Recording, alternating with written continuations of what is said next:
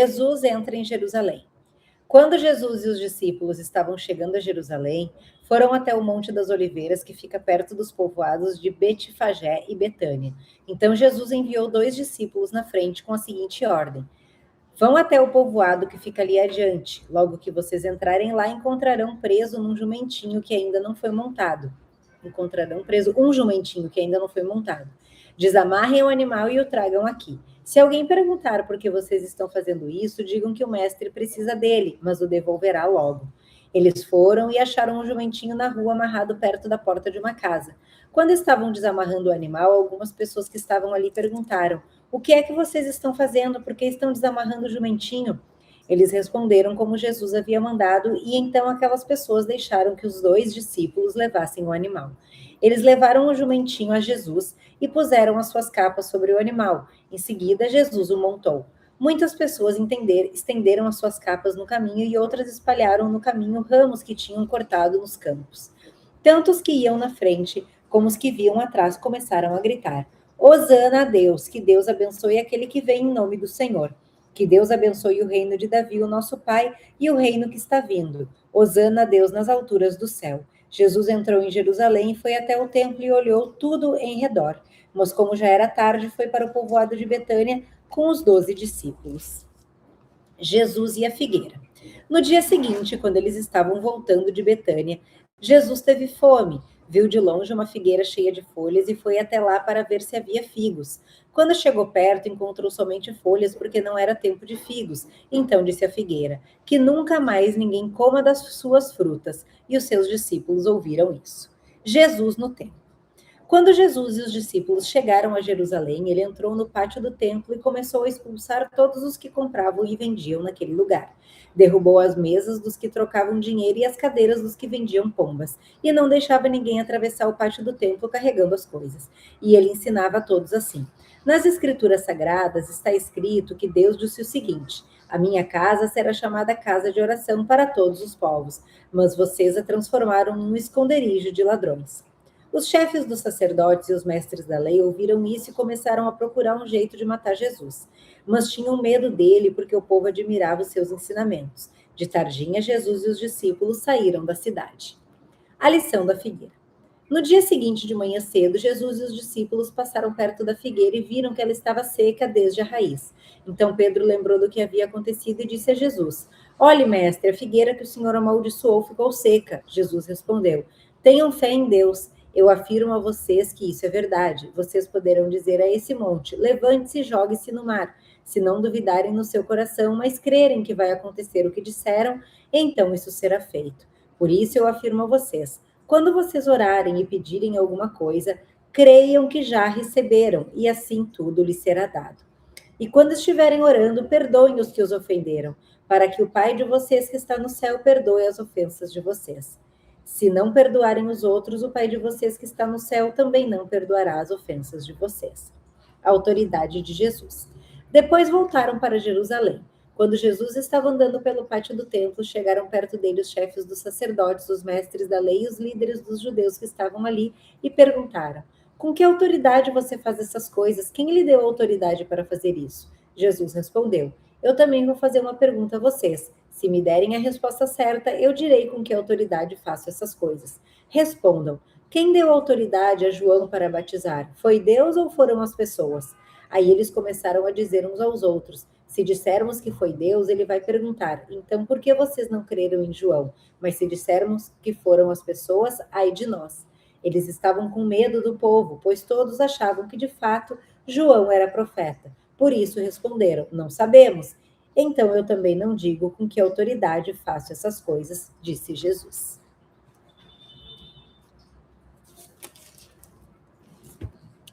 Olha aqui, não há dúvida de que o Novo Testamento ele me impacta absurdamente. Amanhã eu vou procurar para vocês amanhã no livro aqui os números de pergaminho e depois eu passo para vocês aqui. Mas olha que legal. Primeiro, Jesus é reconhecido pelo povo. Hosana, Hosana. O Deus que vem das alturas. O que significa amaldiçoar a figueira? Por que ele fez isso? O que uma árvore tem a ver com isso? Na realidade, isso é um simbolismo. Aconteceu, mas isso é um simbolismo do que Deus fará. Por quê? O que Deus espera da gente? Deus espera que nós possamos dar frutos. E quais são os frutos? Ter filhos é uma alternativa se você criar ele bem. Mas os frutos que Deus pede é que você traga frutos para o reino, que você leve a palavra de Deus. Esse é o principal fruto que Deus quer de você. Deus quer que você leve a palavra de Deus. E esse é o simbolismo da figueira, porque a figueira que não der frutos, aquele que não der frutos, será arrancado, será cortado e jogado no fogo. Pessoal, isso está fazendo diferença para a sua família, está fazendo diferença para o seu crescimento, assim como está fazendo para o meu? Deixa o like, isso não vai te custar R$1, deixa o like, isso ajuda o canal a crescer. Purificação do templo. Depois que Jesus rasga o véu, o nosso corpo passa a ser o templo de Deus. Nós somos o templo de Deus. Mas, então a gente não precisa ir mais na igreja, é isso que alguns pregam, né?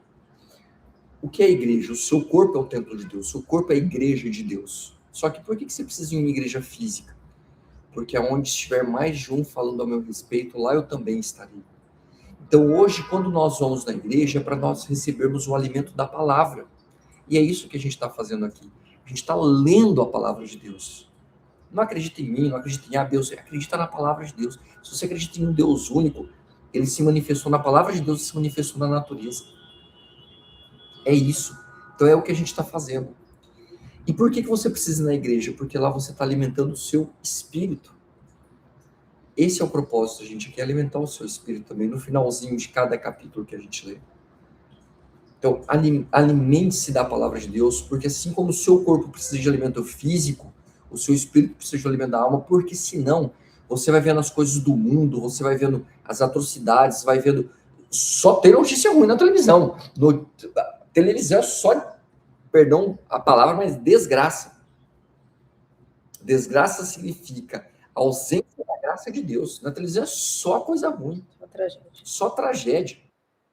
Então, pare de se alimentar de tragédia, porque você fica se alimentando só disso, e você começa a achar que só existe isso no mundo. Não existe o barulho é tão grande que abafa o som dos bons. Eu vou dizer uma coisa para você, existe mais gente boa no mundo do que gente ruim. Só que o barulho dos maus é tão grande que a gente tem a impressão que só tem coisa ruim no mundo. E não é assim. Então, assim, se abra para coisas boas, se alimente o seu espírito com coisas boas. E eu falei que o seu corpo é a igreja de Deus, o seu corpo é o templo de Deus. Por esse motivo, alimente-se bem, treine o seu corpo, vá para a academia. Aliás, já está pronto, né? Eu estou pronto. Não fique se alimentando de coisas ruins. O seu corpo é o templo de Deus. Esse é o simbolismo da figueira que Jesus amaldiçoou.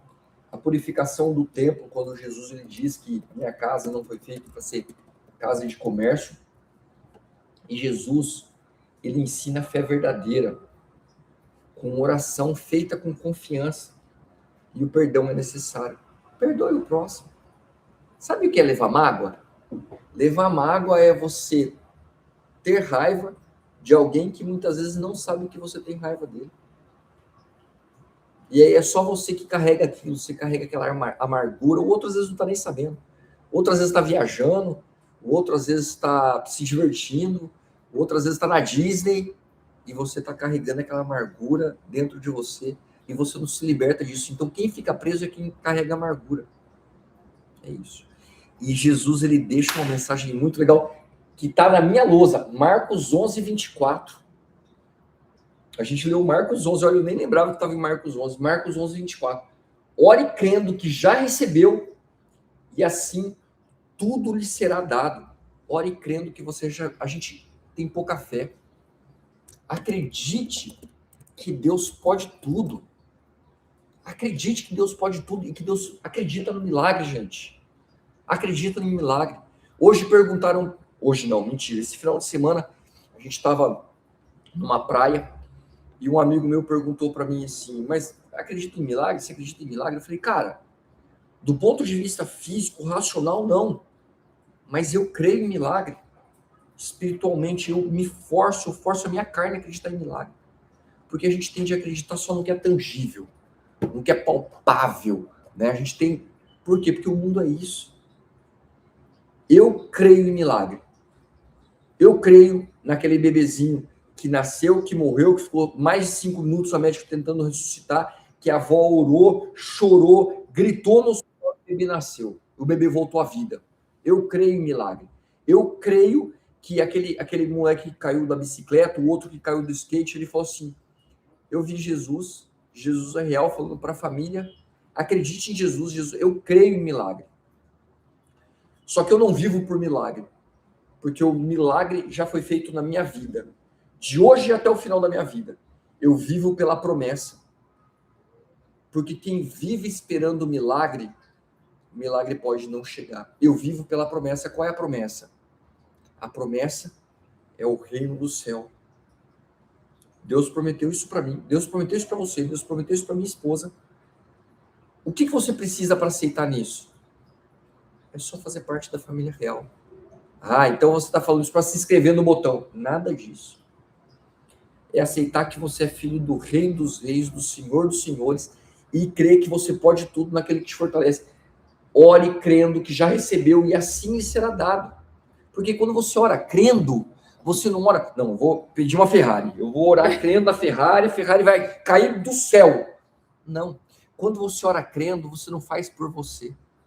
Você faz por Cristo, você faz pelo reino, você faz pela salvação do próximo.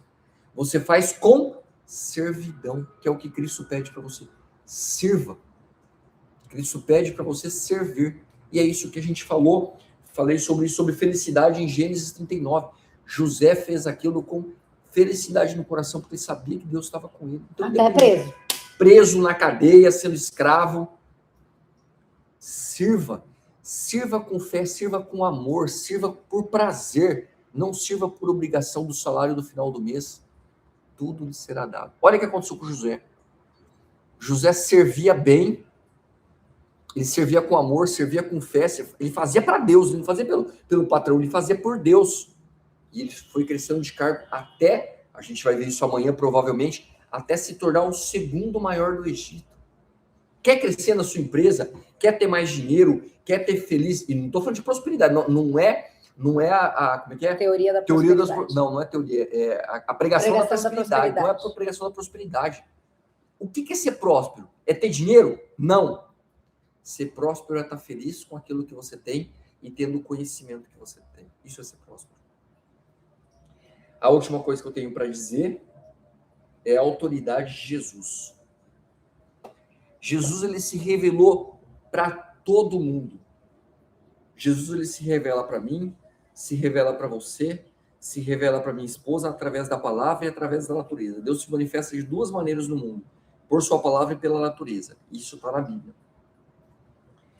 Deus, ele se revela para todo mundo, menos para quem não quer crer. O fariseu, detentor das palavras, conhecedor das leis, não cria em Jesus. E ele falou assim, mestre, você faz isso por quem? Com qual autoridade você faz isso? E Jesus disse, se você me responder a respeito disso, eu te digo. Eles não tinham como responder. Por quê? Porque, na verdade, eles não tinham fé. Eles não criam em Jesus. Creia. Peça crendo e tudo lhe será dado. É isso por hoje. Quer falar alguma coisinha, Paixão? Não. Deus abençoe cada um de vocês. Quero dizer que nós amamos vocês em Cristo Jesus. Esse canal, ele é uma entrega. Nós fazemos isso por nós, porque esse canal me edifica a minha família muito. Eu aprendo cada vez mais com esse canal. Mas nós fazemos isso também para servir. Não esqueça de se inscrever, isso ajuda o canal a crescer. Manda essa mensagem para quem precisa. Compartilha todas essas coisas aí que precisa fazer para o YouTube. E nos vemos amanhã. Deixa o like, isso ajuda. E nos vemos amanhã, nesse mesmo Cristo Canal, nesse mesmo Cristo horário. Deus abençoe cada um.